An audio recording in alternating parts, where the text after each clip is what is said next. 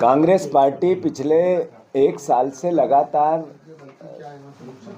सकारात्मक विपक्ष की भूमिका का आह्वान करती आई है और सरकार के मध्य प्रदेश के विकास में सहयोग की बात करती आई है।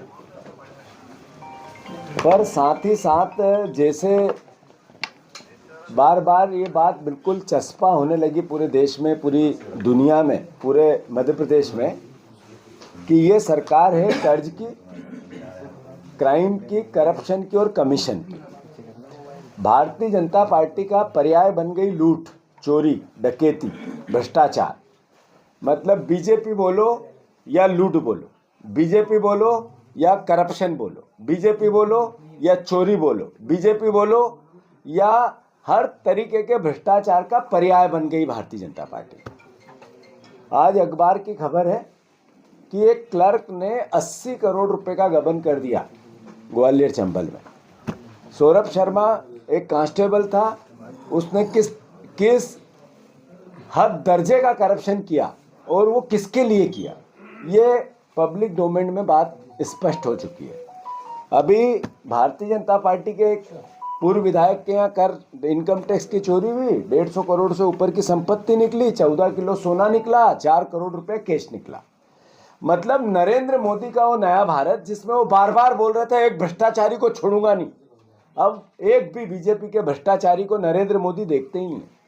केवल उनकी एजेंसियां एक ही काम करती है कि कांग्रेस के लोगों को किस तरीके से पीड़ित करें, प्रताड़ित करें, कांग्रेस के या विपक्ष के नेताओं के यहाँ इस तरीके की कार्रवाई करें कि वो बीजेपी ज्वाइन करें। तो मैं जैसा मुख्यमंत्री का स्वभाव बन गया, जनता दरबार लगाया। जनता दरबार लगाने के साथ साथ क्रिकेट खेलने चले गए। उसी दिन लठ घुमाने चले गए, डंडा घुमाने चले गए। और वो जनता जो आई थी दरबार में, जिस खून पसीने की दरबार में कौन आता है, जो बहुत गरीब होता है, वो गरीब व्यक्ति वापस किराया दे के आया था और किराया दे के चला गया। पर मुख्यमंत्री की संवेदनशीलता कितनी एक तरह से निर्दयी थी, वो मध्य प्रदेश के डोमेन में मीडिया लेके आई। जो मैं मानता हूँ इस प्रदेश का मुख्यमंत्री हमारा मुख्यमंत्री और जनता भी हमारी है, हम सबकी है, प्रदेश भी अपना है। पर मुख्यमंत्री इतने असंवेदनशील होंगे इसकी कल्पना नहीं थी। करप्शन तो उनकी सरकार में मतलब रिकॉर्ड तोड़ दिए सारे। 5वीं मंजिल जो सीएम हाउस की है, वहाँ कोई नीति नहीं बनती, न वहाँ कोई योजना बनती है, न कोई योजना को लेकर कोई प्लानिंग होती है। वहाँ एक आयोजन होता है जिससे मीडिया को उनका फोटो और विजुअल भेज दे कि मुख्यमंत्री काम पे लगे हुए हैं। दूसरा, फिर अधिकारी बैठते हैं, वो कर्ज कैसे लें इसकी प्लानिंग करते हैं। फिर जैसे ही कर्ज की प्लानिंग पूरी हो जाती है तो फिर उसमें से कमीशन कैसे लें, करप्शन कैसे करें, उसकी एक योजना बनती है। फिर थोड़ी देर बाद होती है तो एक लिस्ट आ जाती है कि अधिकारियों को इधर उधर करो, पैसे लेना है उनसे, तो उसकी एक लिस्ट बन जाती है। तो हर हफ्ते 1-2 लिस्ट आ जाती है जिसमें ट्रांसफ़र होता है, जिसमें कमीशन लिया जाता है, जिसमें चोरी की जाती है। और फिर उसी पैसे से सोना खरीदा जाता है, फिर वही सोना इनकम टैक्स में पकड़ा जाता है। फिर उसी सोने से मंत्री आपस में उसी सोने की लड़ाई के लिए आपस में लड़ते हैं, जो अखबारों की खबरें बनती हैं। आखिर कैसा प्रदेश बन रहा है, कैसी व्यवस्था बन रही है, कैसी लोगों के प्रति असंवेदनशील सरकार हो गई है। अरे आपने न गेहूं के दाम दिए, न धान के दाम दिए, न आपने सोयाबीन के दाम दिए, न बहनों को 3000 दिया, न किसी भी प्रकार एक थाना ऐसा। अब थानों के काम क्या बचे? जो टीआई है उसका काम है सट्टा कैसे सुरक्षित चले, जुआ उस क्षेत्र में कैसे सुरक्षित चले, ये थाने का काम है। ये थाने का काम है कि कैसे अवैध शराब बिके, शराब के जो जितने भी डीलर हैं, जो शराब के ठेकेदार हैं, उनकी सुरक्षा कैसे हो। अब ये पुलिस वालों का काम बच गया। एक पुलिस वाले का काम है रात को जो क्लब चलते हैं, नाइट क्लब, उनकी सुरक्षा कैसे हो। एस्पा जो चल रहे हैं इधर उधर, ये भी भोपाल में तो 3 दिन पहले एक कांड पकड़ा गया जिसमें 50-60 लड़के लड़कियां पकड़ी, वो चल रहा था, थाने के पास ही था वो। तो थानों के काम जितने अवैध काम है वो चलाने के लिए टीआई को एक तरह से परमिट दे दिया, क्योंकि उस टीआई को पैसे देके ही तो थाना दिया गया था, वैसे ही पैसे देके वो ये काम करवाता है। एक तहसील, मैं मोहन यादव जी से आग्रह करता हूँ, वो जिस तहसील में कहें जो सबसे ईमानदार उनकी तहसील हो, तहसीलदार हो, उनके अधिकारी हो, मैं औचक निरीक्षण वो मुझे बता दे कि ये 5 तहसीलों का आप मुआयना करके आ जाओ।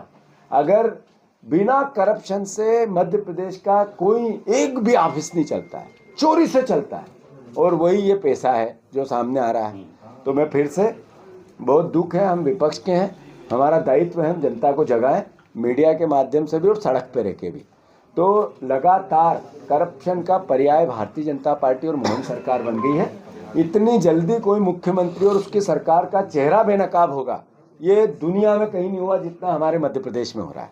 मैं फिर से, जैसा हमने कहा कि लगातार हम जनता की बात उठाएंगे, लगातार सड़क पे रहेंगे, लगातार इस सरकार को जगाएंगे और मध्य प्रदेश के हित में लड़ाई लड़ते रहेंगे। दो सवाल सर एक प्रदेश सरकार ने एक आदेश जारी किया है जिसके तहत जो सरकारी कर्मचारी हैं उनको अपनी पिछले साल की संपत्ति का ब्यौरा 31 तारीख तक देना है, और चल और अचल संपत्ति का। इसको जो अभी सौरभ शर्मा और बाकी केस हुए, इमेज बिल्डिंग के तौर पे देखा जाए। और आपको बता दूं, मोदी सरकार ने जब सरकार बनी 2017 में भी केंद्र में भी एक ऐसा आदेश जारी हुआ था, लेकिन केंद्र के किसी भी कर्मचारी ने अब तक सही, मोहन यादव जी को मैं धन्यवाद देना चाहता हूँ।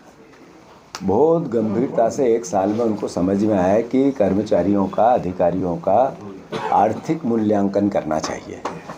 पर उसके साथ साथ उनसे आग्रह करना चाहता हूँ कि 390 लोकायुक्त के केस हैं, 390 लोकायुक्त केस है करप्शन के, जो आपके लोकायुक्त ने, सरकार के लोकायुक्त ने सरकारी कर्मचारियों पे किए हैं, नेताओं पे किए हैं। उनको चलाने की अनुमति तो देवे, फाइल का धूला तो, फाइल की धूल तो चेंज कर दें। ये अखबार में देने के लिए कि हम कर्मचारियों का क्या आर्थिक उसका आकलन करेंगे या सच्चाई पता करेंगे, उससे पहले जो 390 कर्मचारियों के खिलाफ लोकायुक्त की जांच आपने पेंडिंग कर रखी है ना, करप्शन को आपने सुरक्षित कर रखा, उस पर तो कोई निर्णय ले। कैसा झूठ, कैसा पाखंड, कैसा मूर्ख बनाना, कैसा भ्रम फैलाना इस सरकार का चरित्र है। सर, चादर भेजी जा रही है, उसको लेके क्या जरूरत आन पड़ी? सुबह उन्होंने एक ट्वीट किया कि कांग्रेस में सब कुछ ठीक है, गलत फहमियां ना फैलाई जाए। दूसरा सवाल ये है कि जो 10 करोड़ रुपए कैश बरामद हुआ था मंडोरी से, उसकी बरामदगी का नोटिस तो आप लोगों को दे दिया है। नहीं, बात यह है कि यही बात है कि जब विपक्ष सवाल उठाएगा जो उसका दायित्व है, तो हमारे मीडिया के प्रवक्ता पे अगर 10 करोड़ का नोटिस दे सकते हैं, यानी दहशत कितनी फैलाने की हो। हम चोरी भी करेंगे और अगर बोलोगे तो हम डराएंगे भी, एक लाइन। तो मैं जैसे बार बार कह रहा हूँ कि ये भारतीय जनता पार्टी थोड़ी गलत फहमी में है। ये इनका विचार, इनका सोच, इनका काम करने का तरीका जरा इनको बदलना पड़ेगा। हम ही लोग हैं जिनने देश आज़ाद कराया था, हमारे पूर्वज थे वो। हम ही लोग हैं जिसने देश की एकता, अखंडता और देश की उन्नति के लिए शहादत दी थी। हम ही हैं जो आगे भी लड़ते रहेंगे, आपके किसी भी विचार, किसी भी अराजकता से नहीं डरेंगे। तो मैं इसको ज़्यादा विस्तार में नहीं ले जाना चाहता। और जहाँ तक कमलनाथ जी का प्रश्न है, आप लोगों को मैं आपका बहुत सम्मान करता हूँ।